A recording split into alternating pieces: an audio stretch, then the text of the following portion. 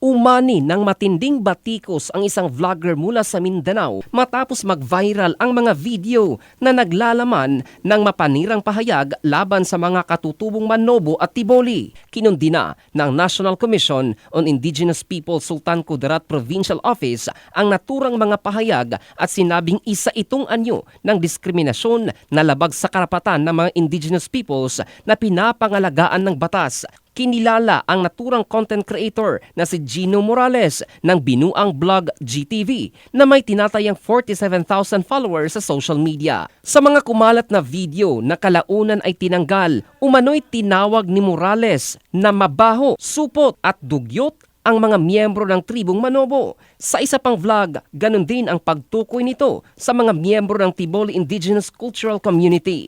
Dahil dito, umani siya ng matinding batikos mula sa mga netizen, indigenous leaders at mga tagapagtaguyod ng karapatan ng mga katutubo na nagsabing nakakasakit ang pagpapalaganap ng mapaminsalang stereotype ang naturang mga pahayag. Kasunod ng kontrobersiya, nagpalabas ng public apology si Morales at isa pang individual na kapwa umanong miyembro ng tribong Manobo. Sa video, lumuhod pa si Morales habang humihingi ng paumanhin at nangakong hindi na mauulit ang nangyari. Gayunman, may ilang netizen at indigenous advocates ang nagsabing hindi nito tahasang binanggit o hininga ng paumanhin ang komunidad ng Tiboli na naging dahilan ng panibagong kritisismo.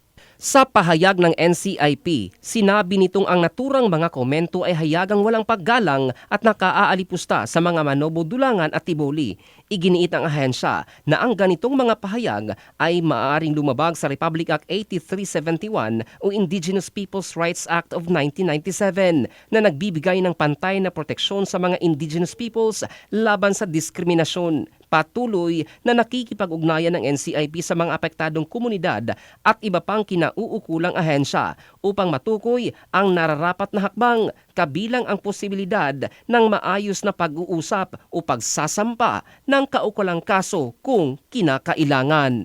In the heart of changing lives, ito si Jofel Candado ng Brigada News Philippines, the Music and News Authority.